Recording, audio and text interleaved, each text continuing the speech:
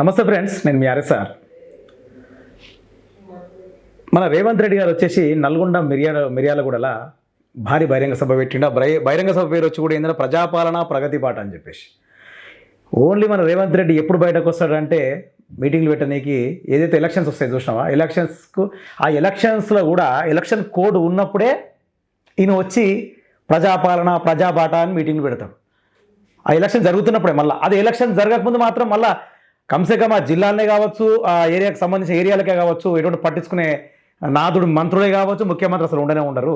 ఏదైతే municipal pole elections వచ్చినాయి కదా, దానికి సంబంధించి నల్గొండ మిర్యాలగూడలో వచ్చేసి ప్రజాపాలన ప్రగతి బాట తెలంగాణ రైజింగ్ నెంబర్, ఇక్కడ చూసుకోవచ్చు మీరు, ప్రజాపాలన ప్రగతి బాట తెలంగాణ రైజింగ్ నెంబర్ 1 ఒకటి పెట్టుకొని ఆయన మీటింగ్ చెప్తుంది కదా. ఒక నిమిషం, అసలు మీటింగ్లో ఆయన ఏం మాట్లాడిండు, ఆయన ఏందనేది కూడా మీకు నేను వివరించే ప్రయత్నం చేస్తా.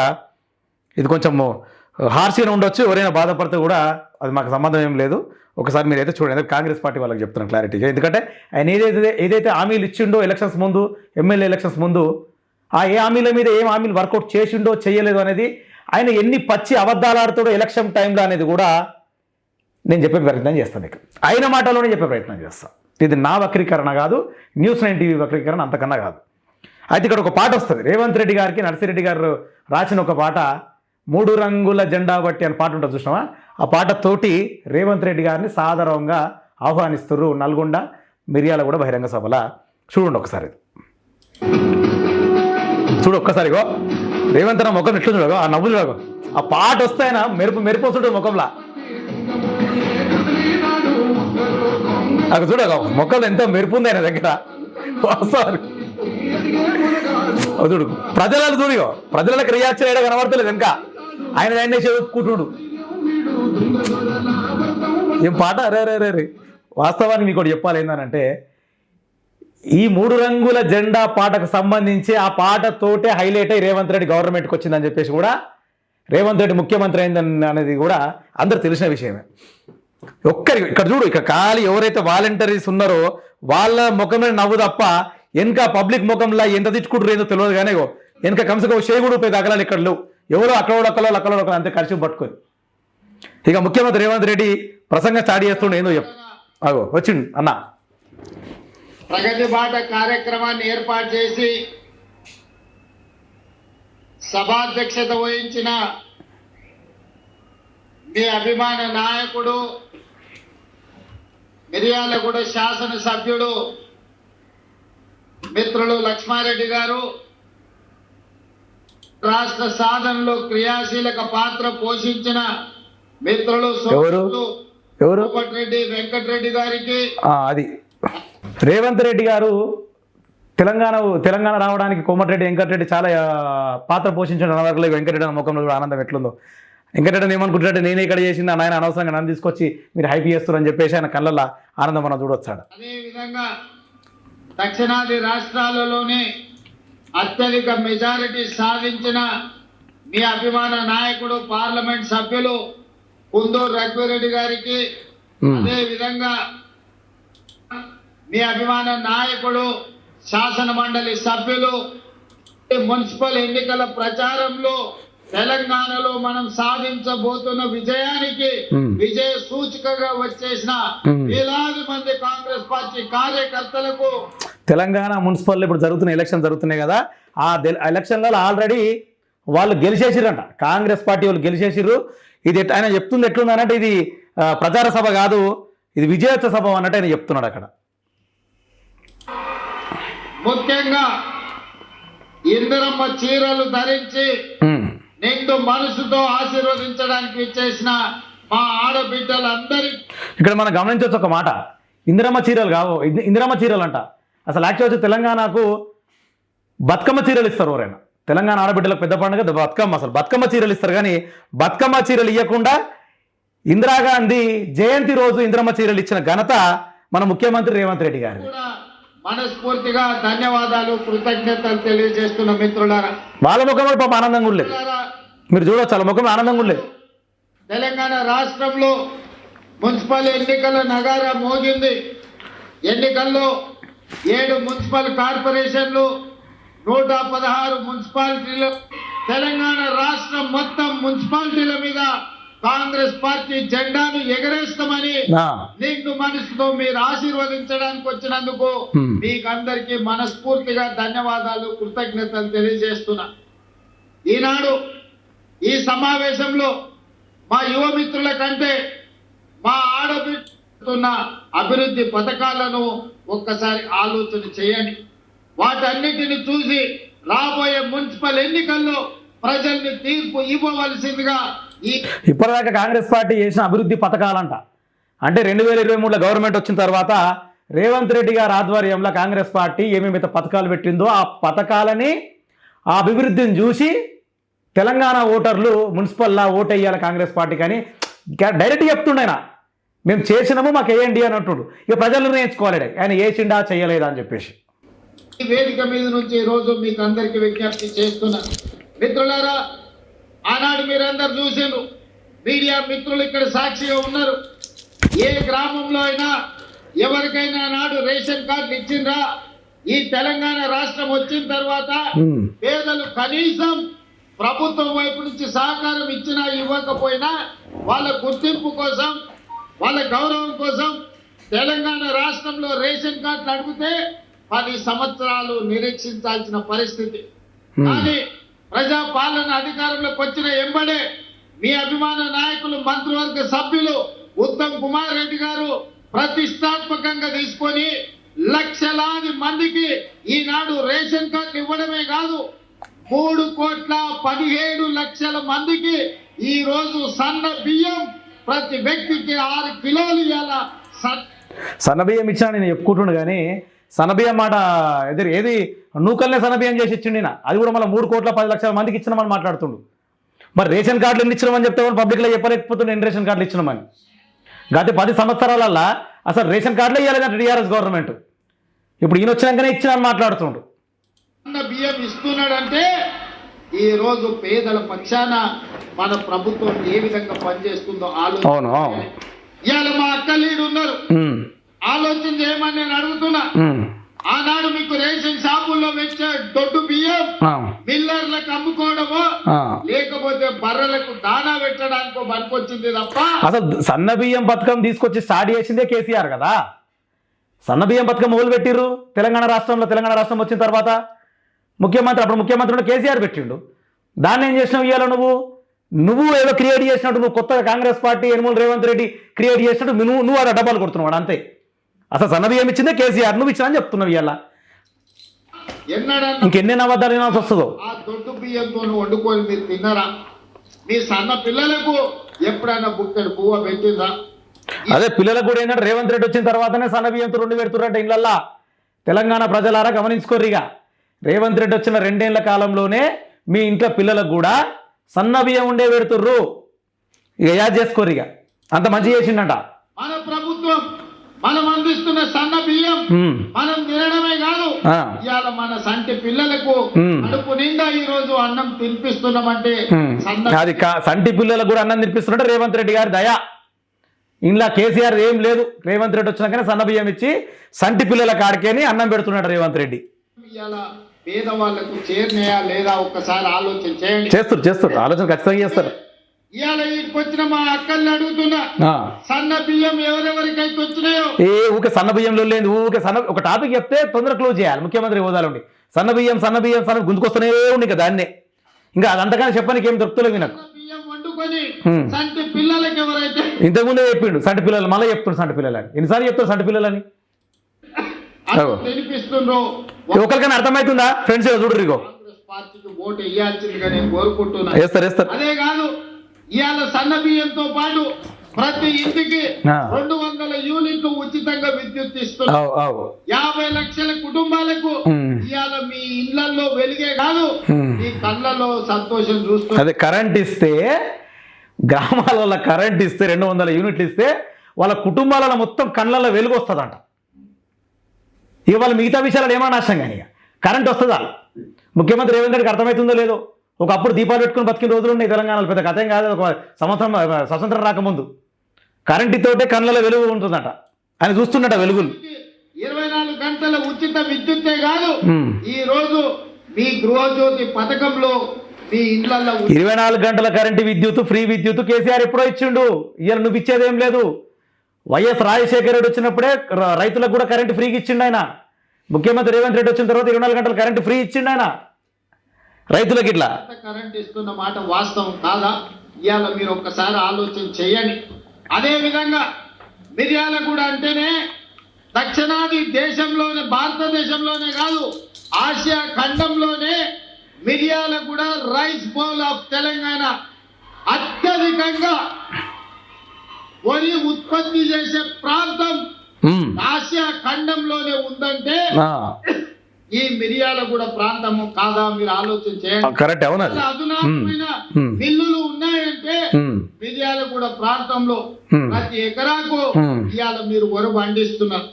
మరి ఆనాడు చంద్రశేఖరరావు గారు అన్నారు, మీరు వరి వేసుకుంటే ఉరి వేసుకున్నట్టే, వరి వేసుకోకండి, వరి వేసుకుంటే రాష్ట్ర ప్రభుత్వం కొనదు, రాష్ట్ర ప్రభుత్వం వ్యాపారాలు చెయ్యదు, మాకు 7,000 కోట్ల రూపాయల నష్టం వచ్చింది, ఓట్లు కొనేదే లేదని ఆనాటి ముఖ్యమంత్రి గారు మాట్లాడారు. ఆనాటి ముఖ్యమంత్రి మాట్లాడిన మాట ఒక్కసారి మీరు చూపియండి. ముఖ్యమంత్రి రేవంత్ రెడ్డి గారు భారతదేశంలోనే నంబర్ 1 స్థానానికి వ్యవసాయాన్ని వృద్ధి చేసి rice bowl of Telangana, rice bowl అంటే తెలంగాణ రైస్ బౌల్, దేశానికి గర్వకారణం అని చెప్పి చూపించిన ముఖ్యమంత్రి ఎవరు? కేసీఆర్ గారు. నిన్నగాక మొన్న సెంట్రల్ గవర్నమెంట్ కూడా చెప్పింది ఏంది? 80 నుంచి 90 లక్షల ఎకరాలకు దాదాపుగా నీరు అందించింది కాళేశ్వరం ప్రాజెక్ట్. అది తెలియకుండా మాట్లాడుతుర్రు. ఏంటంటే అసలు మీకు కంప్లీట్గా కనీసం కూడా రైతుల మీద, రైతులు చేసే వ్యవసాయం మీద, వీళ్ళు పండించే సన్న బియ్యం మీద కూడా మీకు అవగాహన లేదని క్లారిటీ ఇక్కడ వచ్చింది. ఇప్పుడు మీరు ఏం చెప్పుకొని వస్తున్నారంటే కంప్లీట్గా ఈ 2 సంవత్సరాలలో ముఖ్యమంత్రి రేవంత్ రెడ్డి వచ్చిన తర్వాతనే ఈ ఎక్కువ శాతము తెలంగాణలో రైతులు రైస్ పండించిరు, సన్నబియ్యం పండించిరు. అది ఓన్లీ నేను అధికారంలో ఉన్నప్పుడు ఈ 2 సంవత్సరాల కాలంలోనే పండించిరు అని చెప్పేసి ఒక మాట మీరు ప్రజలని మళ్ళా మభ్యపెట్టే ప్రయత్నం చేస్తున్నారు. మీరు అక్కడ పచ్చి అబద్ధం, అది పచ్చి అబద్ధం. 1-2 సార్లు మీకు తెలవకపోతే మీ పక్కనున్న మీ ఐఏఎస్ ఆఫీసర్లను కనుక్కొని తెలుసుకోండి. గత 10 ఏళ్లలో తెలంగాణ రాష్ట్రంలో కేసీఆర్ గారు ఉన్నప్పుడు ఎట్లా వ్యవసాయం అనేది పండించిర్రు, ఎట్లా సన్నబియ్యం అనేది పండించిర్రు, వరి అనేది భారతదేశంలో నంబర్ 1 ఉన్నదా లేదా అని తెలుసుకో. మీరు మాట్లాడితే జర మంచిగా ఉంటుంది. ఎందుకంటే మీరు సాధారణ వ్యక్తి అయితే ఈ పాయింట్ నేను మాట్లాడకపోతుంది.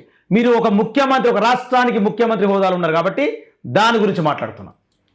మరి ఈనాడు మన ప్రభుత్వం వచ్చిన వెంబడే పెద్దలు ఉత్తమ్ కుమార్ రెడ్డి గారి నేతృత్వంలో మీరు వరి పండించండి, సన్న వడ్లు పండించండి, గిట్టుబాటు ధరనే కాదు 500 రూపాయలు బోనస్ కూడా ఇచ్చి వడ్లు పండిస్తాము. నీకు నిజాయితీ ఉంటే రేవంత్ రెడ్డి గారు, నీకు, నీ గవర్నమెంట్ కి, మీ ఉత్తమ్ కుమార్ రెడ్డికి, మీ మంత్రివర్గానికి మీకు నిజాయితీ ఉంటే తెలంగాణ రాష్ట్ర వ్యాప్తంగా గత 2 సంవత్సరాలల్లా ఎన్నిసార్లు మీరు సన్నాలకు బోనస్ ఇచ్చిర్రు? అదే మాట మీకు దమ్ము ధైర్యం ఉంటే అదే బహిరంగ సభలా చెప్పండి. మేము 10 మంది రైతులకు ఇచ్చినామా, 100 మందికి ఇచ్చినామా, 1000 మందికి ఇచ్చినామా, 1,00,000 మందికి ఇచ్చినామా, లేదా 1,00,00,000 మంది రైతులకు ఇచ్చినామా అనేది కూడా మీరు క్లారిఫై చెప్పండి. సొల్లు మాటలు చెప్తే ఎవరినట్టు లేడు కదా. ఇక్కడ ఏడిచ్చినావు 500 బోనస్, ఏ రైతుకి ఇచ్చినావు నువ్వు? ఆ రైతుల స్టేజ్ మీద తీసుకొచ్చి మాట్లాడిపి అంత ధైర్యం ఉంటుంది నీకు? అవుతుందా? వడ్లు పండించండి, చివరి గింజ వరకు కొంటామని బోనస్ 500 రూపాయలు, చివరి గింజ వరకు కొంటామని చెప్పేసి మాట్లాడుతున్న ముఖ్యమంత్రి రేవంత్ రెడ్డి మొన్న వర్షాలకు, అకాల వర్షాలకు రోడ్ల మీద వడ్లు పోసుకొని కూర్చుంటే నీకు ఇప్పటికి నేను చెప్తున్నా, మీకు కావచ్చు, మీ మంత్రివర్గానికి కావచ్చు, మీ ఐఏఎస్ ఆఫీసర్ చుట్టుపక్కల కావచ్చు, సోయి లేకపోతే తెలియకపోతే మీ గవర్నమెంట్ వాట్సాప్ నంబర్ ఏమైనా ఉంటే నాకు పంపిస్తే పర్సనల్గా ఎక్కడెక్కడ ఎన్ని క్వింటాళ్ళ ఒడ్లు గడిచినాయి వర్షానికి అని చెప్పేసి క్లారిఫై నేను ఇస్తా. న్యూస్9 టీవీ తరఫు నుంచి నేను ఇస్తా. మీరు అడిగిన దాని చర్చకు ఎందుకు అడ్డగోలుగా మాట్లాడవద్దాలు? రైతులు కొనక మీరు వడ్లు మొత్తం వర్షానికి తడిచిపోయి ఆగమాగం అయితే వ్యవసాయ రైతులు ఆత్మహత్య చేసుకుని చచ్చిపోయారు. అది మీకు సోయిందా ఏమన్నా? ఇవాళ ప్రజాపాలన అని చెప్పేసి అడ్డమైన పాలన చేసుకుంటా మళ్ళీ రైతులను మళ్ళీ ఎలక్షన్ మూవ్మెంట్ వచ్చి మళ్ళీ మోసం చేసే ప్రయత్నం ఇది పచ్చి మోసం. ఇది ఇవాళ మిర్యాలగూడ ప్రాంతంలోనే ఉన్నారన్న సంగతి ఈ రోజు మీరు ఆలోచన చేయండి. అదే విధంగా రైతు రుణమాఫీ 25,35,000 మందికి 25,35,000 మంది రైతులు రుణమాఫీ కోసం ఎదురు చూసిరట. అంటే నేను చెప్పేది ఒక మాట వినండి మీరు. 2023 ఎలక్షన్స్ ముందు ఏం చెప్పిండు ఆయన? మీరు ఇట్లా పోయి రుణం తెచ్చుకోర్రి బ్యాంకులల్లా, అట్లా మా గవర్నమెంట్ రాగానే, ఇందిరామ్మ రాజ్యం రాగానే అట్లా మేము మాఫీ చేస్తామని మాట్లాడండి. అవునా? 25 లక్షల మందికి మరి ఎట్లా మాఫీ చేసిండు నేననేది ఆయన మాటల్లో ఇందాం. 21,000 కోట్ల రూపాయల రైతు రుణమాఫీ చేసి రైతులను అప్పుల నుంచి విముక్తి కలిగించడమే కాకుండా ఎంత పెద్ద అబద్ధం అంటే ముఖ్యమంత్రి హోదాలుండి తెలంగాణ రాష్ట్ర వ్యాప్తంగా 25 లక్షల మంది రైతులకు రుణమాఫీ కావాల్సిన అమౌంట్ ఎంత? 38,000 కోట్లు. 38,000 పైచిలుకు కోట్లు తెలంగాణ రాష్ట్ర వ్యాప్తంగా రైతులకు రుణమాఫీ కావాల్సింది. కానీ నేను వేసింది ఎంత? ఆయన నోటితోటి చెప్తుంది కదా 21,000 కోట్లు. అంటే దాదాపుకి ఇంకెంత? 17,000 కోట్లు ఇంకా రైతులకు ఇంకా రుణమాఫీ చేయకుండా ఆపిండు. ఆయన చెప్పుకుని ఎట్లా చెప్తుండు డాంబరికం మాట, అబద్ధాలు ఎట్లా చెప్తుండు చూడు. రైతులకు అప్పులు లేకుండా అంటే రుణం నుంచి విముక్తి చేసినాడు తెలంగాణ రాష్ట్ర రైతులని. రుణం నుంచి విముక్తి చేసిన ఏకైక ముఖ్యమంత్రి మన రేవంత్ రెడ్డి అంట. రైతు భరోసా కార్యక్రమంలో భాగంగా ప్రతి ఎకరాకు 6,000 రూపాయలు, 9,000 కోట్ల రూపాయలు 9 రోజుల్లోనే మీ ఖాతాలో వేయడం జరిగింది. ఇదెంత పచ్చబద్ధం? ఇదెంత పచ్చబద్ధం? ఎలక్షన్ల ముందు ఏం చెప్పిండు ఇదే ముఖ్యమంత్రి రేవంత్ రెడ్డి? ఇదే నల్గొండకు వచ్చి ఇదే మిర్యాల కూడా బహిరంగ సభలో కూడా ఏం చెప్పిండు ఆయన? 15,000 మేము తెలంగాణ రైతు అప్పుడు బంధన భరోసా అంటూనేమో రైతు భరోసా ఇస్తామని చెప్పి మాట ఇచ్చి దొంగ మాటలు చెప్పి దొంగ లెక్కలు మాట్లాడి ఆయన అధికారంలోకి వచ్చిండు రేవంత్ రెడ్డి. ఇవాళ ఏం మాట్లాడుతుండు? 15,000 దేవుడెరువు. దాదాపు ఇప్పటికి 3 నుంచి 4 పంటలు పోయినాయి. మొన్న కూడా కమ్సే రైతు బంధు వేయలేని పరిస్థితి, అదే రైతు భరోసా వేయలేని పరిస్థితి. ఆయన ఏం చెప్తుండంటే ఇప్పుడు చెప్పిన పచ్చి అబద్ధం ముఖ్యమంత్రి హోదాలో ఏం చెప్తుండ ఆయన? చేసినా అని చెప్తుండు.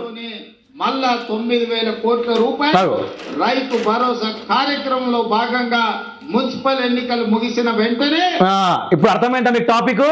ఇప్పటిదాకా వెయ్యలేడు. ఇంకా నేను కూడా మిస్టేక్ అయిందేమో అనుకున్నా. కాదు, ఇప్పటిదాకా వెయ్యలే. మున్సిపల్ ఎలక్షన్స్ అయినాక వెంటనే అంట. అంటే ఇప్పుడు ఏం చేయాలంటే ప్రజలంతా కాంగ్రెస్ గవర్నమెంట్ మీద మళ్ళీ ఆశ పెట్టుకొని, రైతులంతా ఆశ పెట్టుకొని, అరే అంటే మళ్ళీ ఇప్పుడు రేవంత్ రెడ్డి గారిని మున్సిపల్ ఎలక్షన్లో గెలిపిస్తే ఈ రైతు బంధు పడుతుందేమో అంటే వార్నింగ్ ఇస్తుండు. ఇండైరెక్ట్ గా మళ్ళా రైతులకు ప్రజలకు ముఖ్యమంత్రి రేవంత్ రెడ్డి వార్నింగ్ ఇస్తుండు. ఒకవేళ మున్సిపల్ ఎలక్షన్లో గెలిపియకపోయారు అనుకో వాళ్ళని, వేయడు రైతు బంధు వేయడు, ఏమయ్యాడు. అందుకే చెప్తుండు మున్సిపల్ ఎలక్షన్స్ ముగిసిన వెంటనే మళ్ళీ నేను రైతు భరోసా వేస్తా అంటుండు. ప్రజలారా గమనించుర్రి, మున్సిపల్ ఎలక్షన్స్ లో ఒకవేళ మీరు కాంగ్రెస్ పార్టీని గెలిపించిర్రి అనుకో, గుండు సున్నా పెట్టిపోతాడు. మీకు ₹1 కాదు ఇంకొక 3 ఏళ్ళైనా కూడా రైతు భరోసా పడది. ఇది పబ్లిక్ ని, రైతులను డైరెక్ట్ గా బెదిరియడమే ముఖ్యమంత్రి రేవంత్ రెడ్డికి అలవాటే కదా. నేను అంటున్నది ఏంటంటే మరి ఎలక్షన్స్ వస్తాయని నీకు తెలుసు, రేవంత్ రెడ్డి గారు మీకు ఎలక్షన్స్ వస్తాయని తెలుసు, మొన్న తుకం పోసిర్రని తెలుసు, పంటలు స్టార్ట్ చేసిర్రని తెలుసు, అన్ని తెలుసు. మరి అది ఎలక్షన్స్ ముందు తెస్తే ఏమే? ఇప్పుడు ఎలక్షన్స్ ముందు ఎలక్షన్స్ తర్వాత ఏం డిఫరెన్స్ వస్తుంది నీకు? తిప్పి కొడితే మా అంటే ఒక 1 నెల రోజులు పరకు వస్తుంది అటు ఇటుకి, అంతే కదా. మరి ఆ 1 నెల రోజుల ముందు పైసలు లేవా మీ దగ్గర? మరి అప్పుడు ఏముంటుంది? నువ్వు నిజాయితీ పరిణామ ముఖ్యమంత్రి అయితే, నువ్వు రైతు బాంధవుడివి అయి ఉంటే, నువ్వు రైతు ఏమంటారు వ్యవసాయం తెలిసిన మంత్రి ఏమంటారు వ్యవసాయం తెలిసిన మనిషివి అయి ఉంటే వేస్తుంటే ముందే. అంటే ఎలక్షన్స్ అయిపోయినాక చూద్దాం అనుకుంటున్నాయన తీసుకుంటుంది. మొత్తానికి ఈ 2 ఏళ్లలో వ్యవసాయం కోసం, రైతుల కోసం దాదాపుగా 1,10,000 కోట్ల రూపాయలు దేశంలోనే అత్యధికంగా ఖర్చు పెట్టిన రాష్ట్రం తెలంగాణ రాష్ట్రం. ముఖ్యమంత్రి హోదాలో ఉండి 1,00,000 కోట్ల పైచీలకు తెలంగాణ రైతులకు మేము ఖర్చు పెట్టినాము, ఈ దేశంలోనే ఫస్ట్ స్థానం అని మాట్లాడుతుండు కదా. అదే ఆయనకు దమ్ము ధైర్యం ఉంటే ముఖ్యమంత్రి రేవంత్ రెడ్డి, నువ్వు ఏ దానికి రైతులకు సంబంధించి భరోసాకే కావచ్చు, బంధుకి అదే భరోసాకే కావచ్చు, రైతు బీమాకే కావచ్చు, లేదా రైతుకు చేసిన రుణమాఫీలే కావచ్చు, ఇవన్నీ కూడా వైట్ పేపర్ రిలీజ్ చేయి, శ్వేతపత్రం రిలీజ్ చేయి. ఒకటి నేను ఇన్ని కోట్లు ఖర్చు పెట్టి ఎందుకు అన్ని అడ్డగోలుగా నోరుంది కదా, నరం నేను నాలుగు అనుకుంటా అడ్డగోలుగా మాట్లాడితే నమ్మే పరిస్థితులు ఎవరు లేదు పబ్లిక్. ఇడ ఏదో ఇంటూరు అంటే నేను 3 సంవత్సరాలు కూడా సోది హరికత్ తిన్నట్టు నువ్వు చెప్తుంటే అంతే. ఆడ రైతు సంక్షేమం కోసం ఈ రోజు పథకాలను అమలు చేస్తున్న రాష్ట్రం తెలంగాణ రాష్ట్రం. ఎట్లా చూపిస్తారు చూడు. ఈ విధంగా మా ఆడబిడ్డలు ఉన్నారు, మీరు ఆలోచన చేయండి. ప్రభుత్వం వచ్చిన ఎంబడే అవును ఆర్టీసీ బస్సుల్లో మీకు ఉచిత ప్రయాణం ఇచ్చిన మాట వాస్తవం. ఇవాళ మా అక్కల్ని అడుగుతున్నా, ఈ అమ్మగారింటికి పోయినా లేకపోతే అమ్మవారిని దర్శించుకోవాలన్నా, అమ్మవారింటికి అమ్మవారు మేళ్ల చెరువులో దర్శనానికి ఇవాళ తిరునాళ్ళు రాబోతున్నాయి, మేళ్ల చెరువు తిరునాళ్ళు. ఆ. లక్ష్మీ నరసింహస్వామిని దర్శించుకోవాలన్నా, అంతే భద్రాద్రి రాముణ్ణి ఆ. దాన్ని కొలుచుకోవాలన్నా ఆ. ఇవాళ ఆడబిడ్డల్ని ఎవరైనా ఆర్టీసీలో ఒక్క పైసా అడుగుతున్నారా? అడగరు ఎందుకు అడుగుతారు? ఎవరైనా ఎక్కడైనా బస్ ఎక్కితే ఒక్క రూపాయి అయినా టికెట్ రూపంలో మిమ్మల్ని అడిగినా? మీరు ఒక్కసారి ఆలోచన చెయ్యాలి. ఇవాళ కోట్లాది మంది ఆడబిడ్డలు ఎక్కడికి వెళ్ళినా, అమ్మగారింటికి వెళ్ళినా, అత్తగారింటికి పోయినా, వారి ఆలయాన్ని దర్శించుకోవడానికి వెళ్ళినా, రాష్ట్రం నలుమూలల ఇవాళ ఆడబిడ్డలకు ఆర్టీసీలో ఉచిత ప్రయాణం మన ప్రభుత్వం ఇచ్చిన. ఇది పెద్ద ఘనత. ఎంత పెద్ద ఘనత అంటే ప్రపంచంలో లేని వింత ఘనత ఎక్కడుందంటే తెలంగాణ రాష్ట్రంలోనే ఉన్నది. తెలంగాణ రాష్ట్రంలో ఎందుకుందంటే ఆయన మాట్లాడుతున్న మాట ఎట్లుందంటే, ఇప్పుడు ఆడబిడ్డల కాన్సెప్ట్ వచ్చి ఆడబిడ్డలకు నేను ఫ్రీ బస్ ఇచ్చినాక ఆడబిడ్డలు ఎంత మంచిగా రాష్ట్ర వ్యాప్తంగా తిరుగుతున్నారు. ఏది అత్తగారింటి మీద అలిగి అమ్మగారింటికి పోనికి ఫ్రీ బస్ ఉందా లేదా అని అంటున్నాడు. ఇంకో మాట ఏమంటున్నాడు, అమ్మవారి దర్శనాలకు. అంటే ఈయన ఫ్రీ బస్ ఇచ్చింది అత్తగారింటి మీద అలిగి అమ్మవారింటికి పోనికి, లేదా అమ్మవారి దర్శనాలకు పోనికి, అందుకే ఇంకా దేనికి కాదు అది. సరే ఫ్రీ బస్ ఇచ్చిన ఇంకేం మాట్లాడుతుంది ఇందా ఫ్రీ బస్ మీద. ఇవాళ మా ఆడబిడ్డలకు ఒకటే మాట చెప్తున్నా, ఆర్టీసీలో టికెట్ లేని ప్రయాణం చేసిన వాళ్ళందరూ కాంగ్రెస్ పార్టీకి ఓటేస్తే బీజేపీ బీఆర్ఎస్ వాళ్ళకి డిపాజిట్లు కూడా రావు. అంతే. ఇవాళ కాంగ్రెస్ వాళ్ళకే కాదు, బీఆర్ఎస్ వాళ్ళకు ఇది పాయింట్. పోటీ చేస్తున్నా బీఆర్ఎస్ బీ ఫామ్ మీద పోటీ చేసిన ఆడబిడ్డలకు కూడా మనం ఆర్టీసీలో ఉచితంగా బస్సు ప్రయాణం ఇచ్చినాం. మీరు బీఆర్ఎస్ పార్టీ వాళ్ళు కాబట్టి మీకు బస్సులో ప్రయాణం ఇయ్యలేదని ఎప్పుడు మనం. ఎవనివయ్యా నువ్వు ఎవరు అసలు? తెలంగాణ రాష్ట్ర ముఖ్యమంత్రి అన్నప్పుడు ఫ్రీ బస్సులు అన్నప్పుడు ప్రతి ఒక్క లేడీకి కూడా ప్రతి ఒక్క ఆడబిడ్డకు కూడా ఫ్రీ బస్సు తిరిగి హక్కు ఉంటుంది. ఏదేమైనా కాంగ్రెస్ పార్టీలో ఫ్రీ బస్ ఇస్తామని చెప్పేసి మేనిఫెస్టో మనం చెప్పినాం 2023 ఎలక్షన్లలో. అసలు నువ్వు ఎవరు? బీఆర్ఎస్ వాళ్ళు రావద్దు, బీఆర్ఎస్ వాళ్ళకి కూడా మేము ఇచ్చినాము ఆడబిడ్డలకు ఫ్రీ బస్సు, బీజేపీ వాళ్ళకి మేము ఇచ్చినాము ఆడబిడ్డలకు ఫ్రీ బస్సు అంటే ఏం బెదిరిస్తురా? మీరెవరు ఇవ్వడానికి? బరాబర్ ప్రజాస్వామ్యంలో హక్కు అది. మీరు ఒక పథకం ప్రవేశపెట్టినప్పుడు వాడు బీఆర్ఎస్ ఓడా కాంగ్రెస్ ఓడా బీజేపీ ఓడా సంబంధం లేదు. నువ్వు ఒక పథకం అప్లై చేసినావు తెలంగాణ రాష్ట్రానికి అని అంటే అది అందరికీ అనుకూలించే తీరుతుంది. అది కాకుండా నువ్వేదో బెదిరిస్తున్నావు ఇండైరెక్ట్గా. మేము అందరికి మేము ఇచ్చినాం కదా అంటే మేము ఇప్పుడు ఆయన చెప్పుకొస్తుంది. ఏం చెప్పుకొస్తుందంటే మేము ఇక్కడ వివక్ష చూపలేదు, మేము వివక్ష చూపుతలేము, బీఆర్ఎస్ వాళ్ళని కూడా ఎక్కడిస్తాం బస్సులో అంటే నీకు అధికారం లేదు కదా, నీకు అవసరం లేదు ఆ మాట్లాడడానికి, నీకు అవసరమే లేదు. అది బరాబర్ ఎక్కుతారు.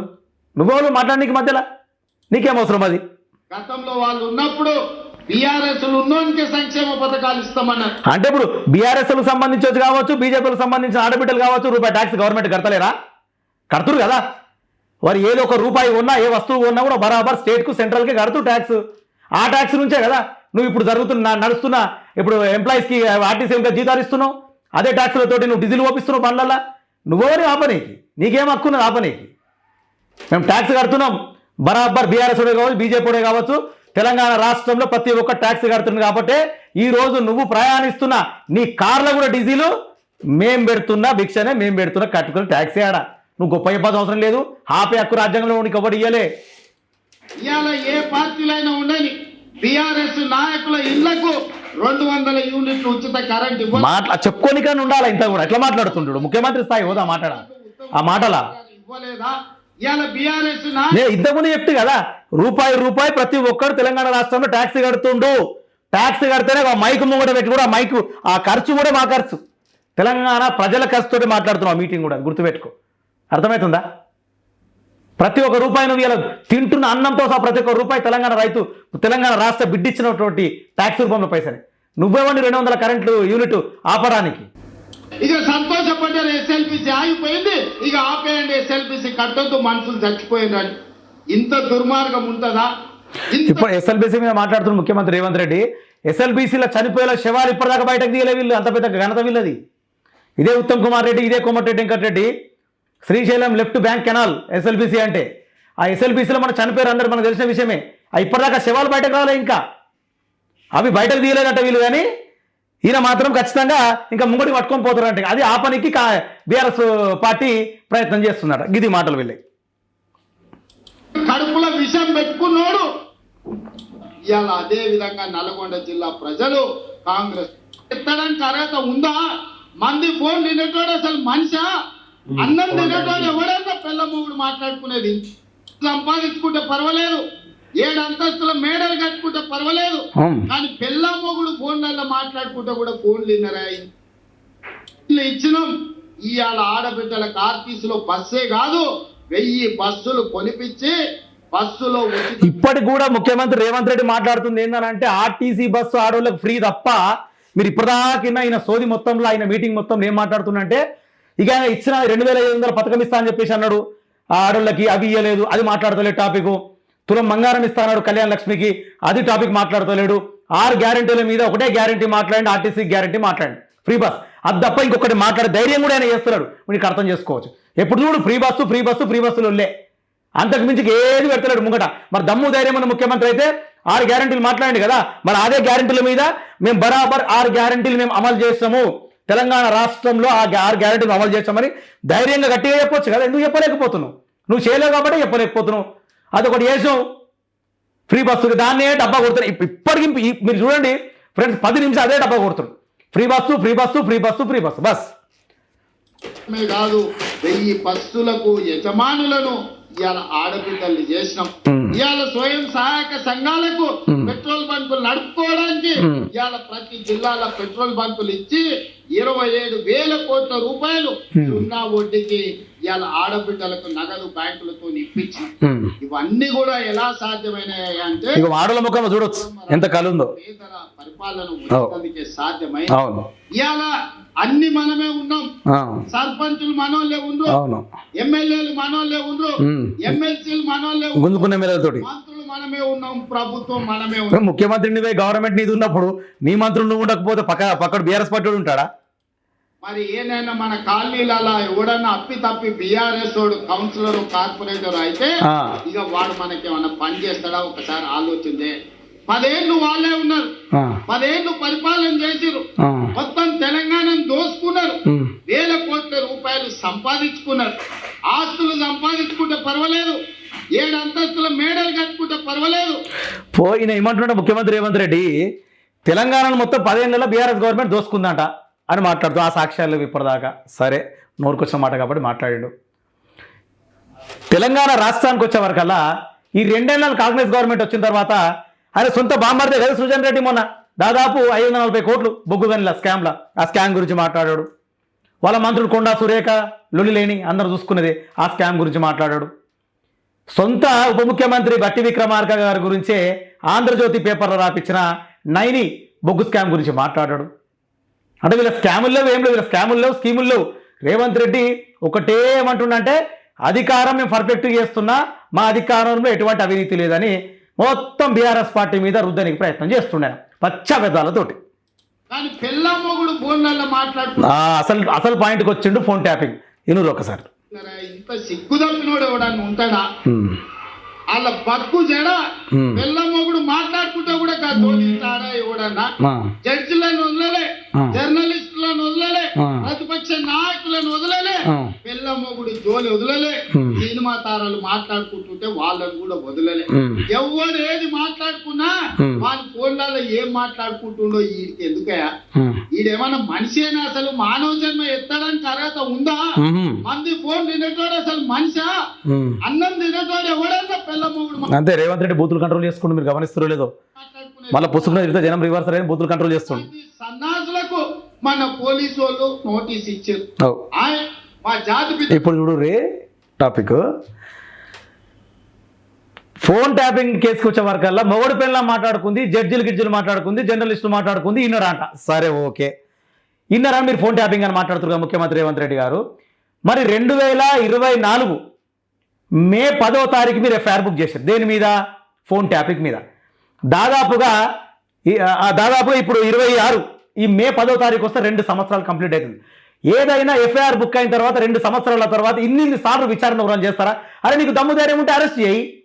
హరీష్ రావుకి ఇస్తే సిట్ నోటీస్, కేటీఆర్కి ఇస్తే సిట్ నోటీస్, సంతోష్కి ఇస్తే సిట్ నోటీస్, లాస్ట్కి వస్తే కేసీఆర్ కూడా సిట్ నోటీస్ ఇస్తుంది. నీకు దమ్ము ధైర్యం ఉంటే ముట్టుకోరాదు. ఇప్పుడు ఎంత సోది మాటలు కూడా అవసరం లేదు కదా. ప్రజలు లేదో మభ్యపెట్టడానికి మాట్లాడుతున్నావు కదా నువ్వు ఫోన్ ట్యాపింగ్ మీద. ఫోన్ ట్యాపింగ్ మీద నీ దగ్గర ప్రధానమైన ఆరోపణలు నీ దగ్గర ఉంటే, సాక్ష్యాలు నీ దగ్గర ఉంటే నువ్వు డైరెక్ట్ అరెస్ట్ చేసేసి అరెస్ట్ చేసి తప్పు చేసుకొని అది హరీష్ రావు కావచ్చు, కేటీఆర్ కావచ్చు, కేసీఆర్ జైలు నువ్వు అవుతుందా? ఆ దమ్ముందా నీ దగ్గర? ఎందుకంటే వాళ్ళు ఫ్రాంట్గా ఉన్నారు కాబట్టి వాళ్ళని టచ్ చేయలేకపోతున్నావు.